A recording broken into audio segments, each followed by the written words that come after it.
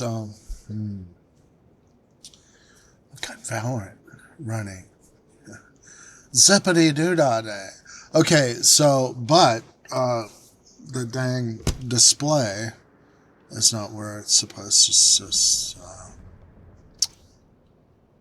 Yeah, let me see if I can change this. The Scepter group.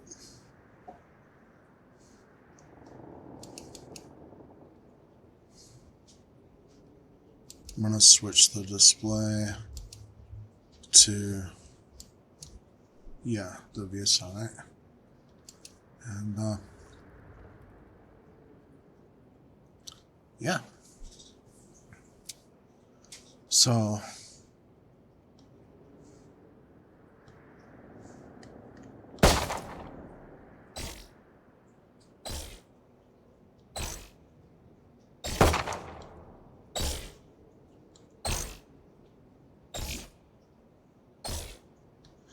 I can't even play this.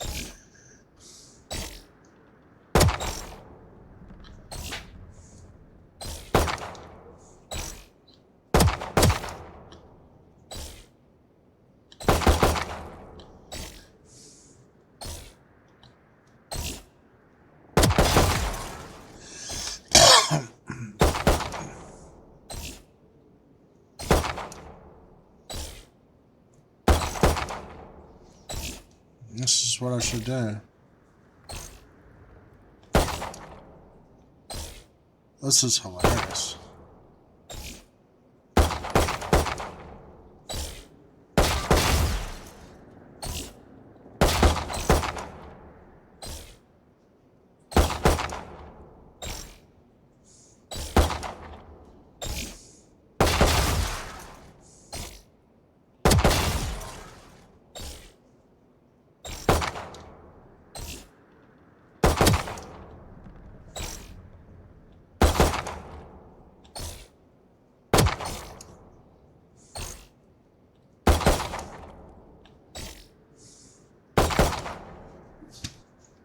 God, what a lousy.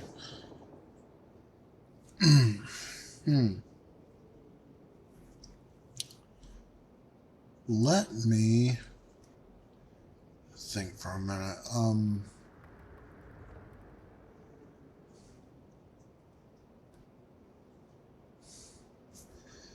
right, so.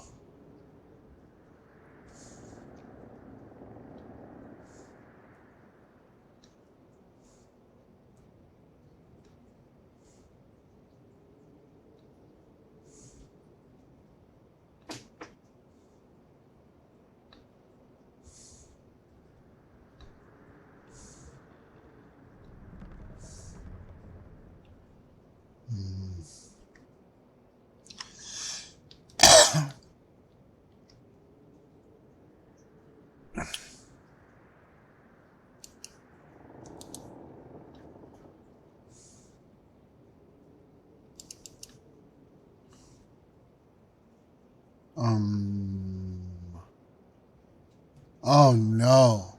Yeah. I had my, dang. These grooves display uniform depth and... Oh, let's see.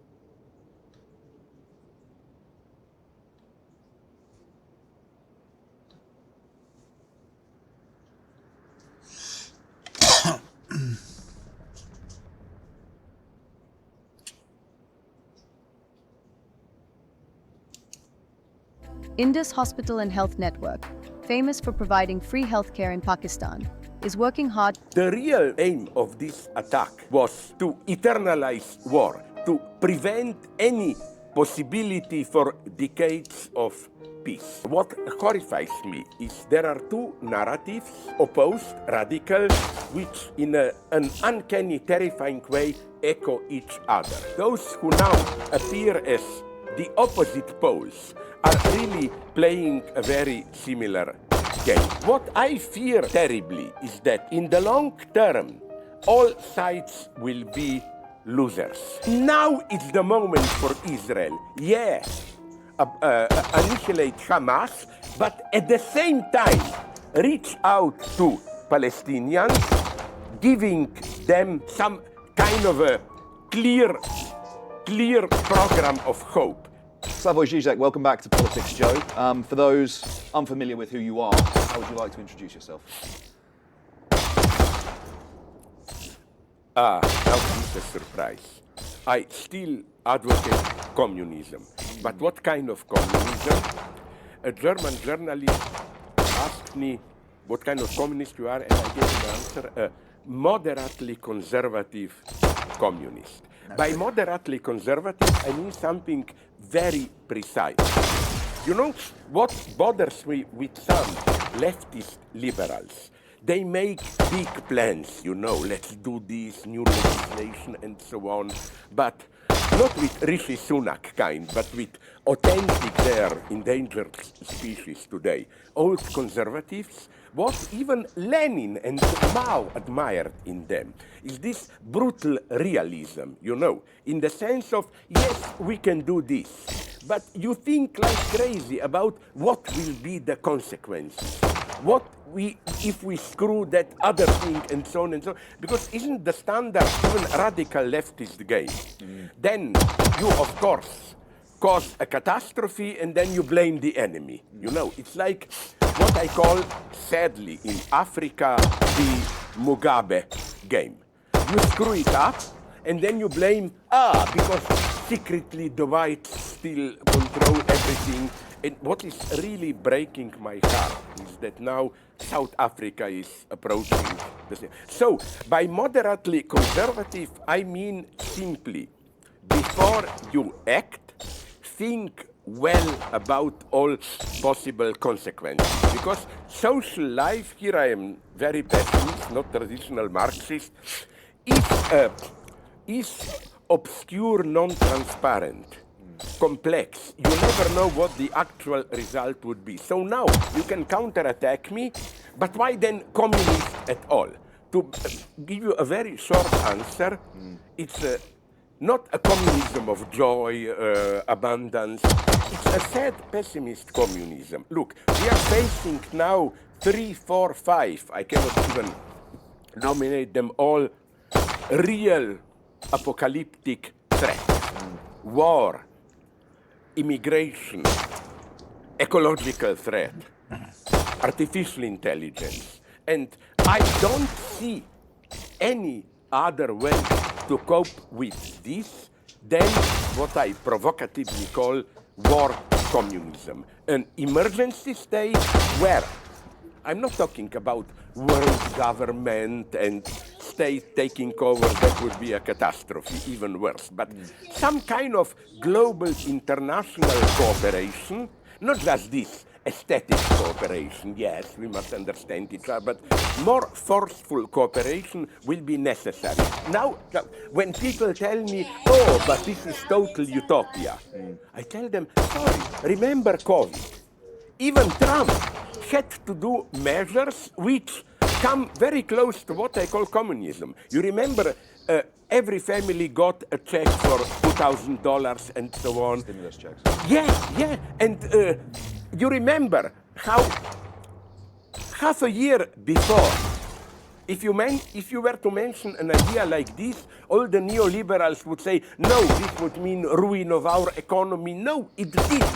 The good point about COVID epidemics was that it was made clear how much we can play with the market, do things independently of the market, and they don't necessarily ruin the economy. So again, communist, it means I sincerely don't see how to cope with the problems, threats that are on the horizon, without a much stronger collective collaboration, well beyond the limits of the sovereign nation state. Just to conclude, please allow me this. My example that I mention all the time. You remember 2.5 years ago, that crazy hot summer where northwest of United States, southwest of Canada, Seattle, Vancouver, 50 degrees Celsius. It was warmer than Mumbai or Emirates. You cannot say they should take care more of ecology. No, these are rich parts of the world. They did the proper measures. The problem is that the whole circulation of air around the North Pole is disturbed. So in this sense, I'm a communist in the sense of we have to prepare to some emergency state. Precisely because if we don't do it in a transparent, democratic way, then better not to think what can happen. But again, moderately conservative. Be careful about the consequences. I hate, again, this traditional leftist game of, imperialism still controls us and so on. So the reason we're talking is because of what lies ahead when there is no future. You talked about the threats you mentioned there, war, climate catastrophe, those things of that nature, that it's important that we have to conceptualize and understand these catastrophes in order to avert them. Most recently, the most prominent example of any of those threats is the war in Israel, the bombing of Gaza. And I wondered if you could talk a little bit about how we need to conceptualize that conflict in order to understand it and in order to avert the possible catastrophe that it contains. It's the question which I'm almost afraid to answer because it's all the time on my mind. Maybe you or some of our viewers know it. 2 weeks ago, I was in Frankfurt Book Fair and I practically caused a scandal addressing this issue.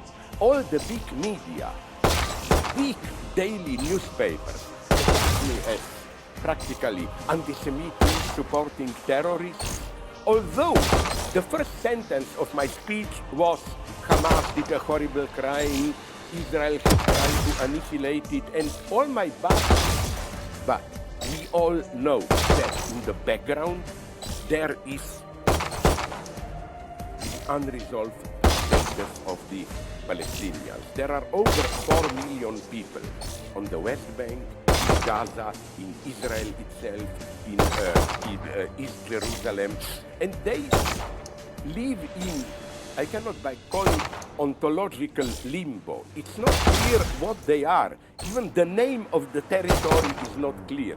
Is it S is for the hardline Zionists? Judea and Samaria? Is it Palestine? Is it West Bank or whatever? And these people are in a horrible position. And without justifying the brutal Hamas attack, I condemn it ruthlessly. Now, maybe you cut out if you want this.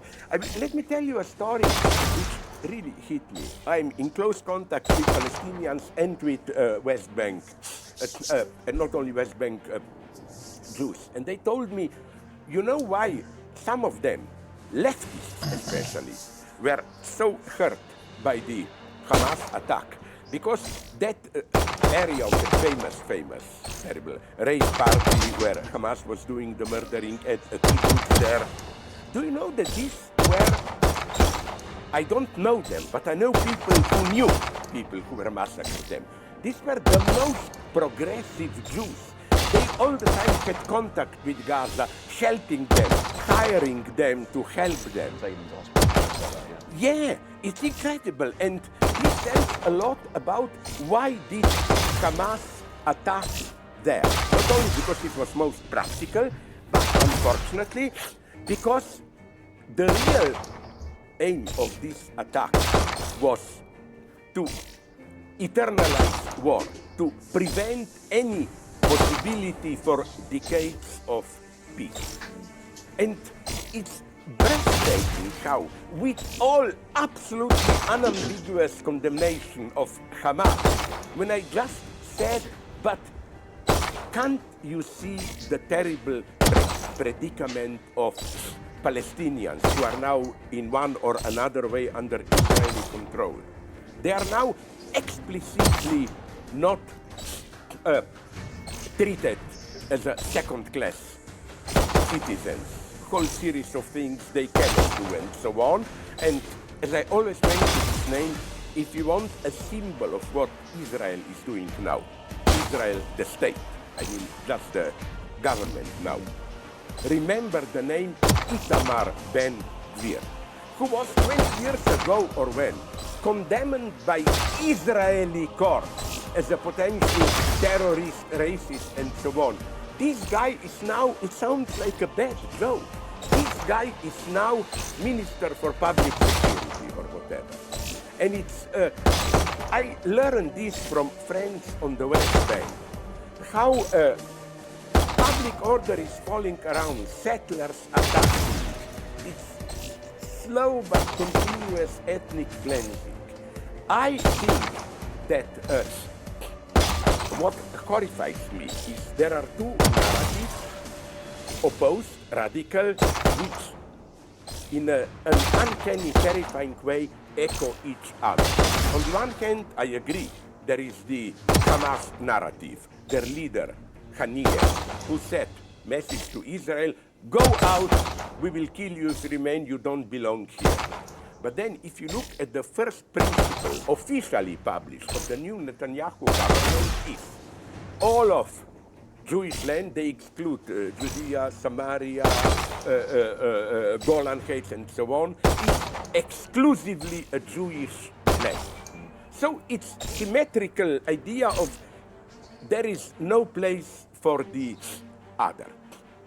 So I think that the key point here is not to fall into this trap of Palestinians versus Israeli, but to see how those who now appear as the opposite poles are really playing a very similar game.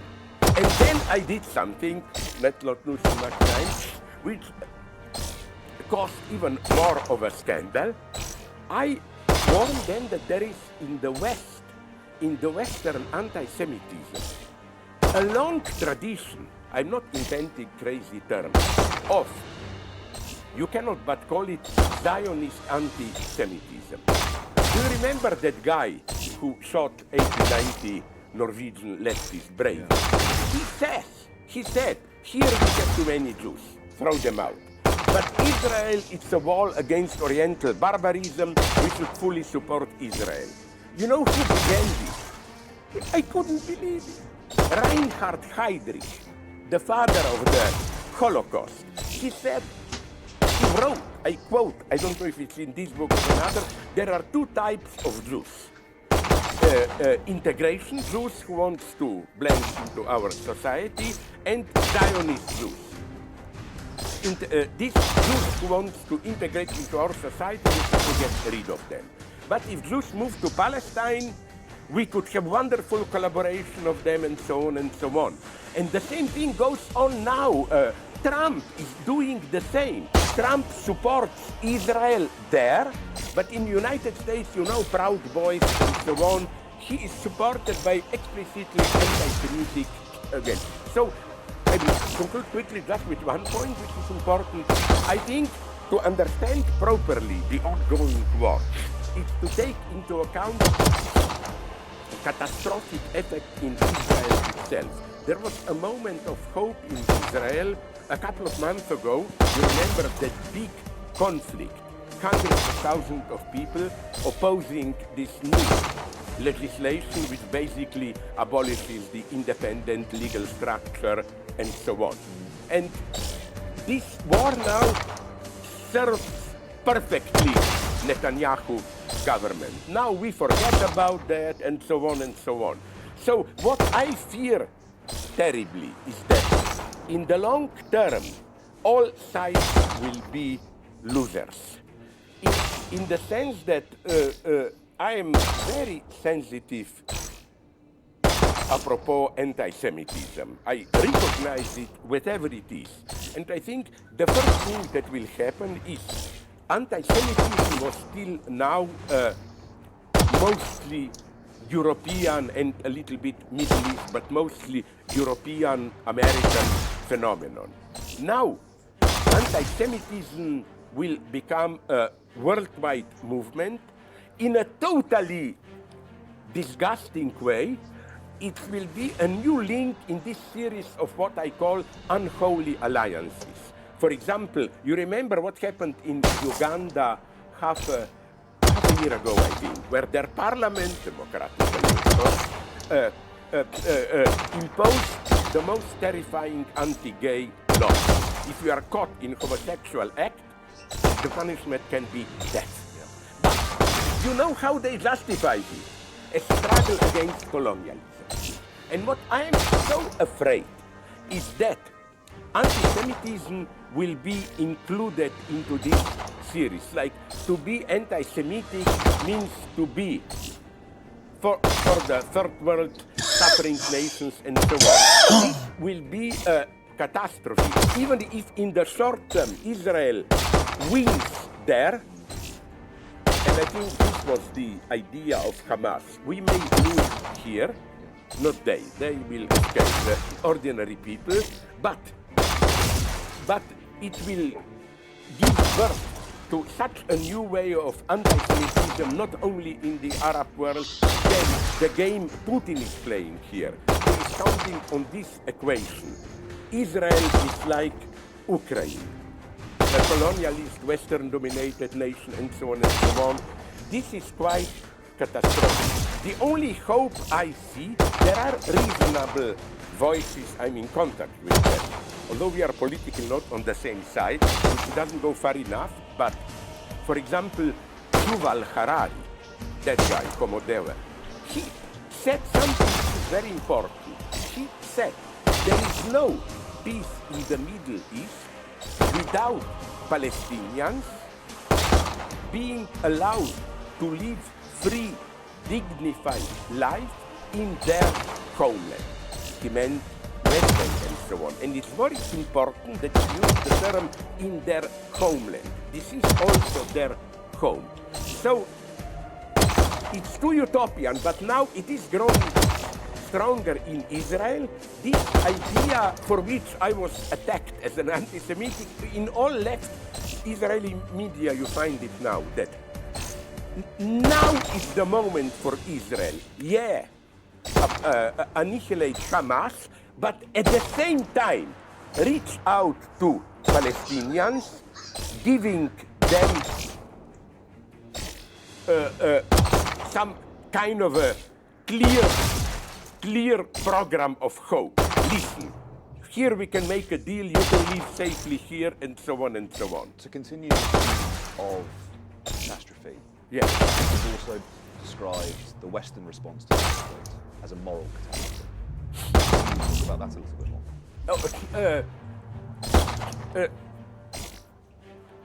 The problem was that now it's getting more mixed.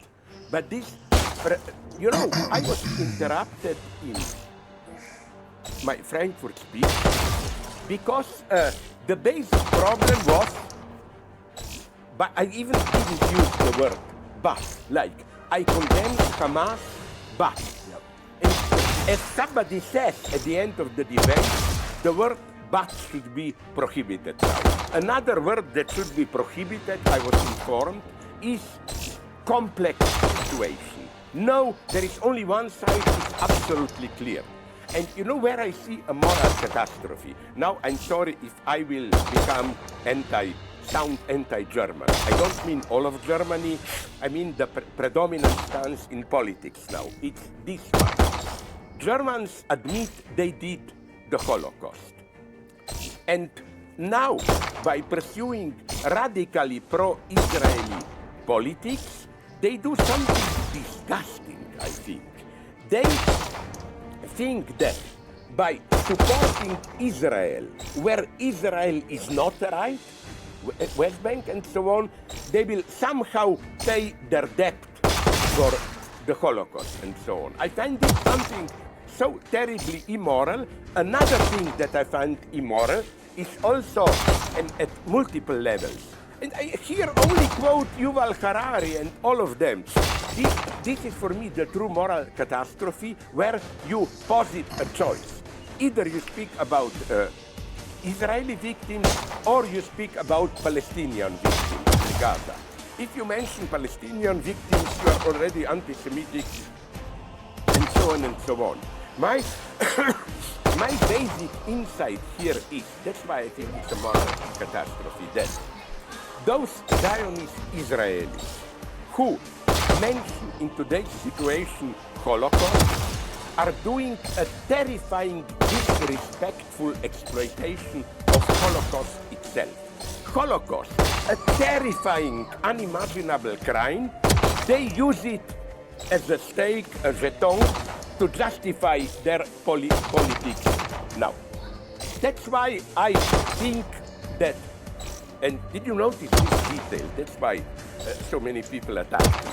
I was very restrained and careful in my Frankfurt speech. All the positive people I quote were Jews, even Moshe Dayan, who how much more refreshing it's now to read the first generation, Ben Gurion, Dayanai, who didn't play the game, this is our land, blah, blah, blah. No, they said it's an impossible conflict, we know nobody is right, and so on. Not to mention Simon Wiesenthal, not to mention my true ethical hero. If there is a person to whom I would give, maybe, please, to our listeners, check it on Wikipedia, wherever, is Marek Edelman. It's a Polish Jew mega hero. He was a Buddhist, more socialist Jew. It's He upstairs. was one Dear, of the hold key on. organizers of the ghetto uprising, 43 in Warsaw. Magically, he what is survived it. Then Have he you was seen one the of the key karaoke? organizers of the Warsaw uprising, 44. From last Magically, night? he survived Yeah, I it. saw Then that he took it remained off of in the Poland. Or the And he memory gave a part of wonderful that. theoretical explanation I guess when so. later anti-Semitism under communism Is it in the car? emerged again. Huh? He Is stayed it in the car? there. No, I And took he- it out again, and I he checked the provided parts a not beautiful there. metaphor. He said, Oh, I thought- it's not what I'm saying, but imagine me as a stone in Auschwitz.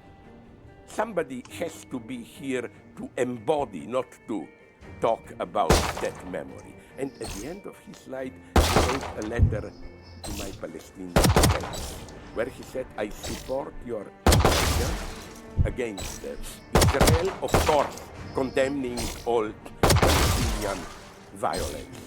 There is a great Jewish tradition, incredible. That's why I don't like this Western, this is the most disgusting, Western position, anti-Semitic Zionist of not too many Jews here, but you go there and protect our civilization. No, I like Jews here also. Wherever they are, they make a great contribution to our civilization and so on. Look, precisely because they were stateless, we cannot even imagine European modernity, enlightenment and so on without the Jews. The very idea of Enlightenment universalism came from the Jews who simply, like, they were condemned to be universal, you know. But you know where, sorry, that's one thing which may, you know, Netanyahu and others, when you ask them why is that place, Palestine, yours, they said, it's, look at the Bible, it tells everything and so on. But in the most ironic case of cancel culture, mention the Bible and you will be excluded as anti-Semitic. Once I did this. In a debate in New York, I think some Jews said, but sorry, we are attached to our tradition, look at the Bible. So I told them, I quoted him, I said, yes, let's look at the Bible. You know, Moses, 40 years wandering around Sinai, then up on the mountain, Moses died, he already sees the valley, and then Joshua takes over, and what does he do? And God's voice tells him, Canaanites are down there, they are evil people, kill them all, men, women, children, and so on.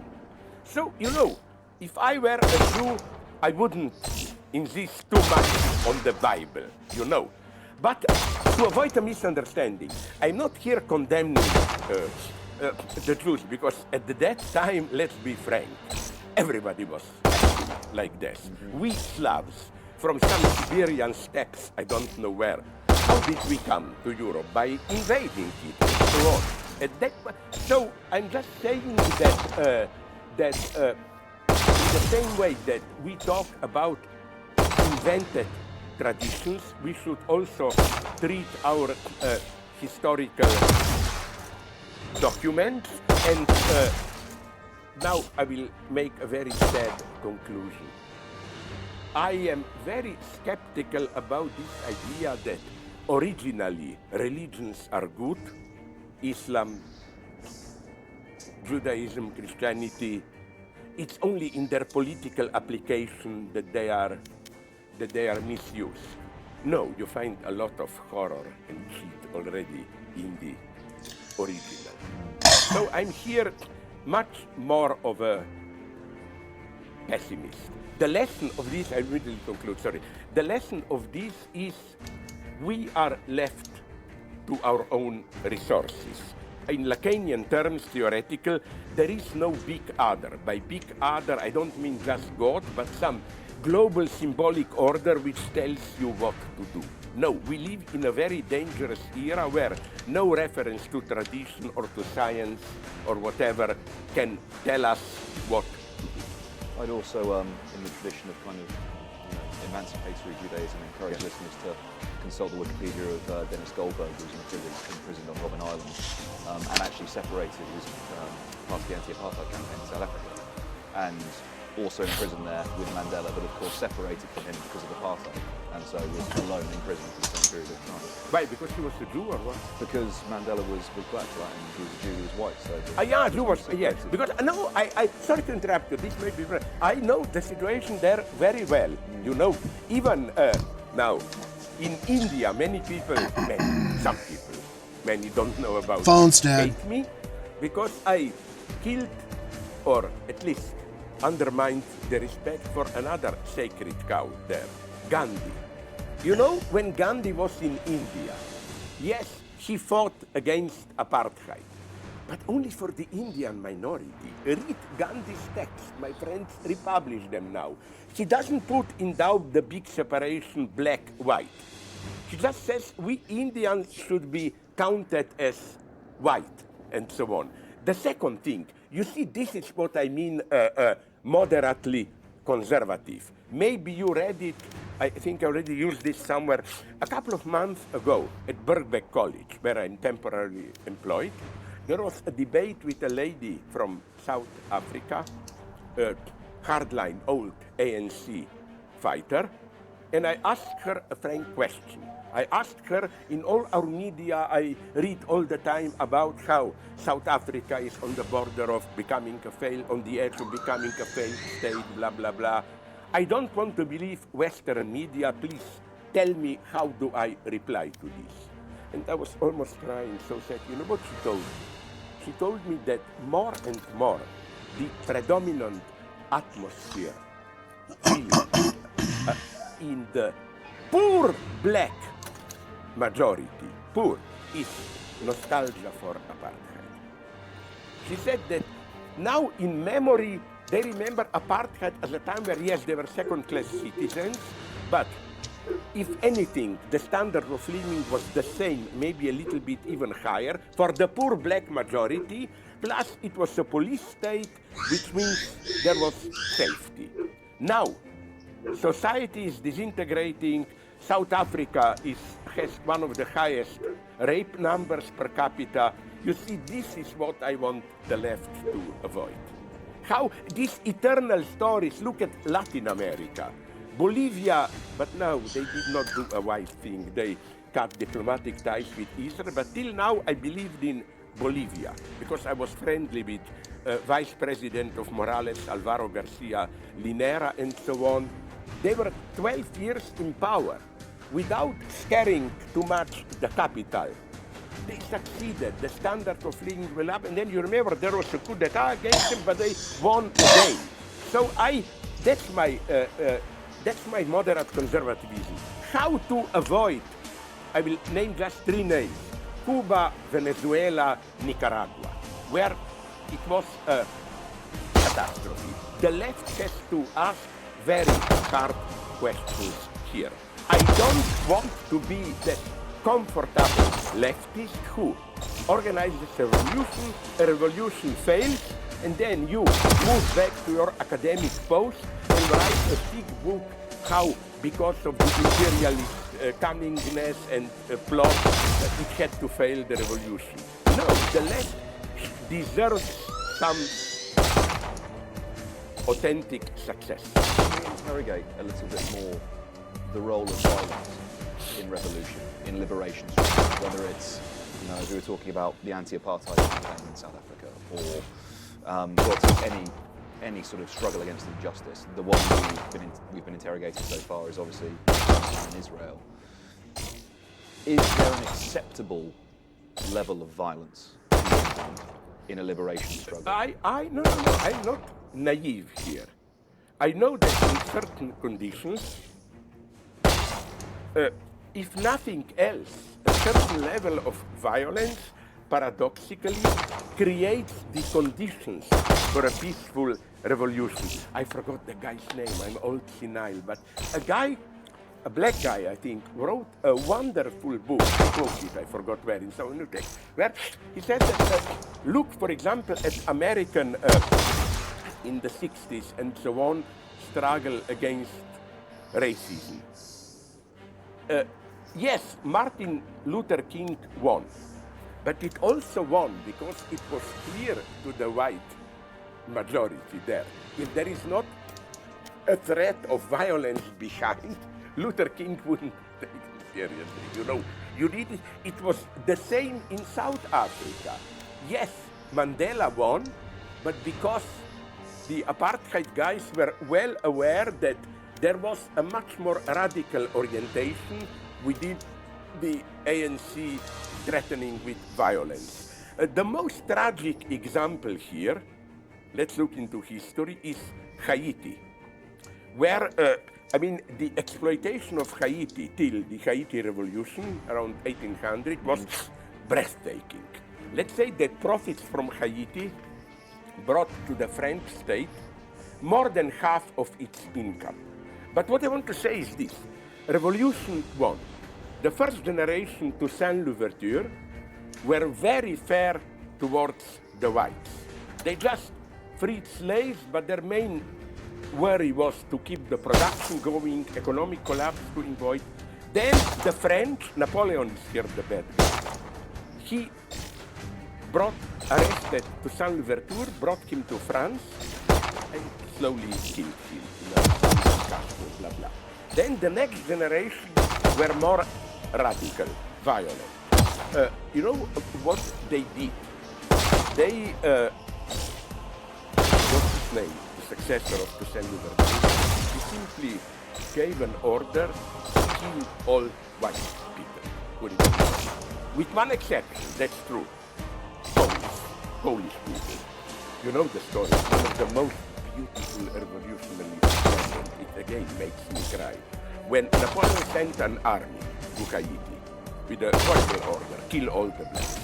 He said, after the revolution, it's not just to enslave them again. Kill them all, bring new slaves. Then, when the French army was approaching the Haiti black army revolutionaries, they heard some singing, and they thought, yeah, this must be some primitive African dances.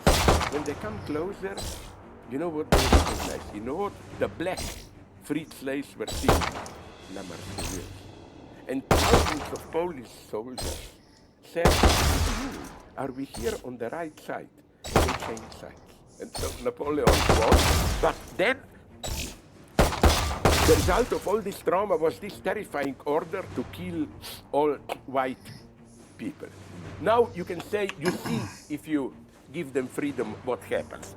It's more complex, because at precisely this moment, the new black rulers took over, imitated perfectly the French aristocratic system. They named counts and so on, you know. This violence serves the establishment as a pure copy of European feudal aristocracy there. But Haiti nonetheless did something prohibited. Do you know that to be reintegrated into world economy, Haiti had to pay to France as for the damage of lost property, slaves. Throughout 19th century, it was at some point up to 80% its state budget. You know when the last money was paid to France? In 1947, I think. So it consciously they kept, but so I don't avoid your question. I would put it like this. First, my limit is if they are not well known as a gangster family or what, don't attack civilian population.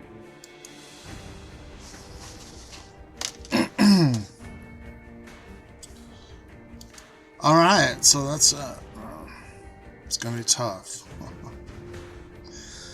Wish me luck. See you next time. Thanks for tuning in.